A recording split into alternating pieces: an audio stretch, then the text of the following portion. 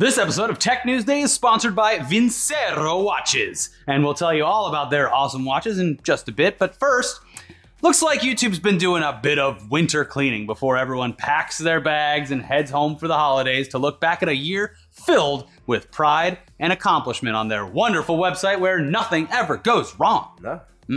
Now, once YouTube plopped their annual Rewind video onto the platform and watched as it quickly became the most disliked video of all time, they started on some general house cleaning type stuff on the website. Last week was the annual purge, where YouTube's AI identifies what it considers to be spam accounts and removes them from channel subscriber counts. And then over the weekend, it was reported that YouTube had removed somewhere around 58 million actual videos from the platform. It's like defragging your hard drive. Yeah, just get rid of it. Except all the things that are being defragged are like ISIS beheading videos and overtly sexual content and probably some Elsa vids.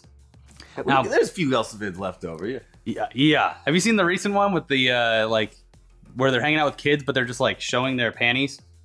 It's weird. You'll figure it out. I wish I won't. It was on Reddit this weekend. Anyways, the kind of cleanup that is happening right now, it's a good thing for YouTube, and it needs to be done. So don't assume that we're bashing the site for it, because the vast majority of accounts that it purged and the videos that were deleted, they were deserving of those decisions. Spam accounts, they're a huge problem here on YouTube, but videos that have no place existing here are even worse. To clarify, we're not talking about videos that some people might disagree with. We're talking about videos that were outright scams, illegal content, spam, exploitation, violent extremism, and a bunch of other stuff that would fall under subcategories of that stuff. But what about free speech? My free speech to show ISIS beheading this man. So that's not to say that, some videos don't fall through the cracks and get flagged or deleted on accident because of this process. Like all things on YouTube, it's done using a mix of actual human flagging and AI, and there's going to be a few goofs. In a blog post about transparency, YouTube said that, quote, "We previously shared how technology is helping our human review teams remove content with speed and volume that could not be achieved with people alone. Finding all violative content on YouTube is an immense challenge, but we see this as one of our core responsibilities and are focused on continuously working towards removing this content before it's widely viewed." They then list off some brief stats about the accuracy of their AI, saying that just from July to September, they removed nearly 8 million videos, and that 81% of those videos were first detected by machines. Of those detected by machines, 74.5% had never received a single view. So it got them before they even went live on the site, pretty much. We got them. They go on to say that, quote, "The vast majority of attempted abuse comes from bad actors trying to upload spam or adult content. Over 90% of the channels and over 80% of the videos that were removed in September 2018 were removed for violating our policies on spam or adult content." So, female, or what is it? Female front nipples? What was it? Female presenting nipples. Oh, and by the way, as of this week, Monday, Tumblr's clean. They cleaned Tumblr. Hey guys, now. We fixed Tumblr. Where are you going? Where's everyone going now? Why is everybody leaving now? We made it clean. Well, this is going to be a lot easier to fire everyone involved now. Hi, I'm Mr. Oath. So yeah, at the very least, it looks like YouTube's machine learning AI stuff is getting a little better at identifying videos that 100% should not be on the site. And when you consider how many videos are uploaded on a single day, the 58 million number becomes a little less shocking. Yeah. There's years of content being uploaded constantly. Speaking of machine learning and AI, though, facial recognition technology has been around for probably a lot longer than you think, but obviously it's getting better and better as the technology evolves. Yay! Yeah. While we mostly equate facial recognition to either like unlocking your phone or being spied on by the government in public places, Taylor Swift is apparently making use of it to protect herself. Now, apparently, Taylor Swift has a hell of a lot of stalkers. And according to a recent article from Rolling Stone, earlier this year, she utilized facial recognition software and a team of people 2,000 miles away from the venue that she was playing in order to identify and track known stalkers who might be attending her concert. So the way it worked was pretty unique. And before we get started, yes, it is weird to think about having your face scanned just for attending a concert and then having your face run against a database of criminals or potential stalkers. I mean, we get it. If you have nothing to hide, what's the big deal? But this whole thing seems at least somewhat dystopian on at least a base level. Yeah. And we'll get to that part too. But anyways, here's how they did it. At a scheduled performance back at the Rose Bowl in Pasadena, California back in May, concert goers were treated to some behind-the-scenes footage of Taylor rehearsing for the show, thanks to some kiosks that were littered around the stadium that she was playing.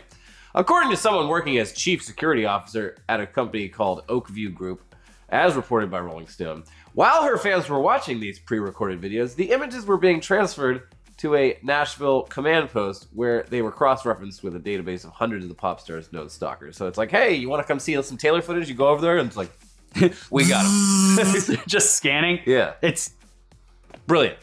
and weird. The security officer, he was then quoted as saying, everybody who went by would stop and stare at it, and the software would start working, just as we explained. Now, sorry about this inevitable pun, but on the face of this whole thing, it does seem pretty simple. This is her safety. But the bigger question is, what happens to all these images once they're collected by the agency hired to cross-check for stalkers? What are the limits of it? Can it be used to, I don't know, correctly identify fans and potentially, on a simple way, just market things to them? Yeah. Could it potentially cross-check other databases and be used for monitoring people outside of the main goal of just identifying her stalkers? Are the images and facial models of people being saved for future use on anything at all? That isn't just for identifying potential stalkers at this one show? Yeah. So you'd also safely assume that there were lots of children and teens getting their faces scanned without their knowledge. Was this being used in any way? And what's even the legality of facially tracking children and teens without their knowledge? Yeah. You would hope that somewhere in the fine print it was listed that this technology would be in use at the concert or even posted on signs somewhere. But hey, if the law doesn't say you got to do it, Why do it? why do it? But it would make a lot of sense to do that because you'd imagine that a real stalker could potentially be scared off by the idea that they were being tracked. Maybe just leave or not attend the concert. And then parents or kids would at least have the option to not attend a concert where you knew that you and your kid's face was going to get scanned and analyzed by a bunch of weirdos over in Nashville sitting in a dark room on, just like with their radios connected to security. Taylor? A bit weird. We got him. Now we get that once you enter a venue, you're on private property, and there's a lot more wiggle room for them to do whatever the hell they want. But it's just kind of weird to think about it, I guess. Yeah. It's very strange. Yeah, this tech it's not going anywhere. It's here to stay, and the Taylor Swift concert was probably a great test case for them. So look forward to more of getting your face scanned in the future, whether you like it or not. Unless you can convince the Swift kids to rise up against this kind of privacy invasion. Doubt it. Not going to happen. Anyway, now it's time to talk about another horrifying reality that tech is creating for us. The fact that we will probably be taken over by robots any day now. But first, Can't wait. But first, though, we got to talk about this week's sponsor. Woo! It's one who we've been working with for a lot this year. Yeah. Vincero Watches. We are stoked to have their support on this channel, so let's tell you about them once again. Vincero's mission is to create compelling luxury timepieces with impeccable craftsmanship to inspire as many people as possible to elevate their game and ultimately live their legacy. Vincero literally translates to I will win, and that's why all their designs are rooted in the values of bold, daring, and pioneering. Basically, they make very nice luxury watches and sell them for a fraction of what you'd expect from their competition by selling them directly to you, the lovely customer. They've received over 13,000 5-star reviews on their site, and their watches, hey, guess what? They make a great holiday gift. You can customize any of their Chrono S or Keros watches with a personalized engraved message to create a gift that makes exactly the right statement.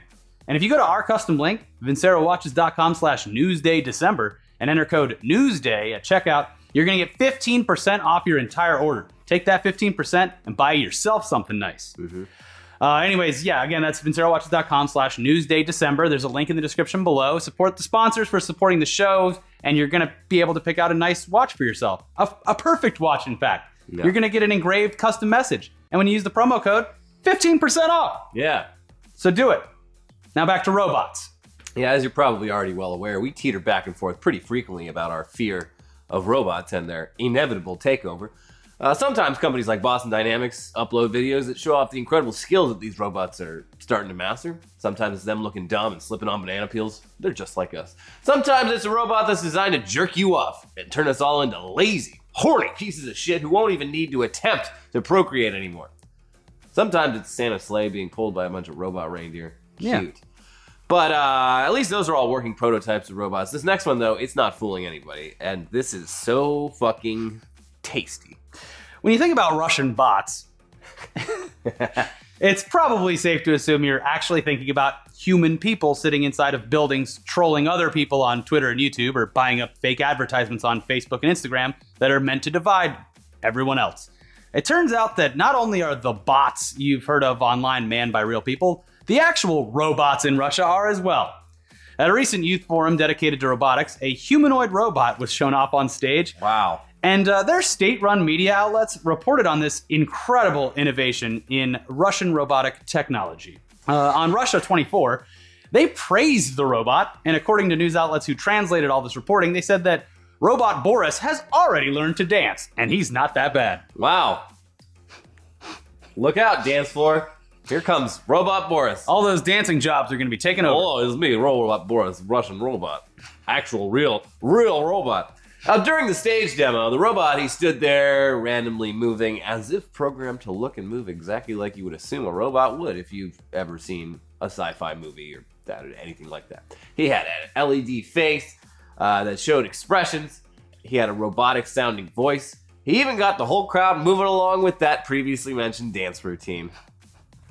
Later on, though, as the robot was brought out to meet the teens in attendance and possibly scan their faces. Shake a few hands, scan a few faces. While this was happening, a photo made its way online, clearly showing, yeah, that's a human neck creeping out from between the head and the body of the robot. There's a man inside. There was a man inside the robot. The jig is up. The robot that people saw on the news and on stage was just a costume created by a company called Show Robots that anyone could buy and find on the internet if they just copped up enough to cover the nearly $4,000 price tag. It's not a cheap robot. Not cheap, but also... It's just the exact dimensions of a human body that it could fit inside of it. It probably says on it, if you... Disclaimer, if you are actually planning to present this as a real robot, wear a turtleneck. Yeah, or paint your neck back. But apparently it does have like a microphone inside and everything. It was all operated by him. But it's so funny to imagine that like this Russian dude in there just being like, if I screw this up, I'm going to get fucking murdered somewhere. And so he's like trying exactly to move like a robot and talk like a robot. It was like, it's so funny because we've come far enough in robotic technology that it actually, some of them move fluidly compared to robots of the past. But this guy was clearly like stuck doing a robot that you would see like in a movie in the 80s. Like, just, I am a robot. Here I am being believable as a humanoid. After this human was clearly identified, promo photos of the robot suit with people inside of it, they quickly followed all of this action and started showing up online. That's when the whole thing blew up in the face of the event organizers and the media. Now, for their part, the organizers of this whole robotics forum, they took a few steps back. They said that in no way did they ever attempt to pass this robot off as real at all during the presentation. They never came right out and said, this is a robot using only mechanical parts with no human inside of it. They made sure to not say that, actually. But they didn't not say it either. Okay, technically correct, I guess. But even if that were true, and they even had a big sign that said this is a human inside of it, apparently the news outlets like Russia 24, they didn't get the memo, and they just leaped on the chance to promote the future of Russian robotics and just how far they've come. Wow, we did it, Russia. Way to go, Russia. Anyways, now that we've had fun mocking technology, or the lack thereof, it's time to talk about Facebook fucking up once again. Oh. Oh. Yeah, this time they've been giving access to your photos to third-party apps. You don't even have to go to a Taylor Swift concert. Nope. Mark will do it for you. This doesn't sound like too big of a deal since you're... Taylor, you're working too hard. Yeah, it might not sound like too big of a deal since you're already posting them on Facebook for the whole world to see anyway, right? Well, since this is Facebook we're talking about, it was actually a lot worse than that. It always is. Under scrutiny by the Irish Data Protection Commission, which is described as the body that oversees Facebook's compliance with European regulations, Facebook has admitted that because of a bug on the platform, third-party app developers were given access to private photos that you may not have even posted. Big yikes. This includes uploads to Facebook stories, uploads that were made private after being uploaded, and even uploads that were canceled by the user and were never meant to be shared on the platform at all. So for a period of almost 2 weeks during September of this year, these third-party app developers apparently had access to this data before the team at Facebook was able to recognize and fix the bug. In a post to their developers blog, they stated, quote, "This may have affected up to 6.8 million users and up to 1,500 apps built by 876 developers. The only apps affected by this bug were ones that Facebook approved to access the Photos API and that individuals had authorized to access their photos. So this is your fault, once again." And they're not wrong by saying that. Yeah. It is kind of your fault. At this point, staying on Facebook is a choice. Yeah, but they also added to the whole post, "Sorry this happened." Whoops, won't be the last time. Guys, See you you're next used to time. this by now. Yeah, to further clarify how this happened, they said the following. When someone gives permission for an app to access their photos on Facebook, we usually only grant the app access to photos people share on their timelines. In this case, the bug potentially gave developers access to other photos, such as those shared on Marketplace or Facebook Stories.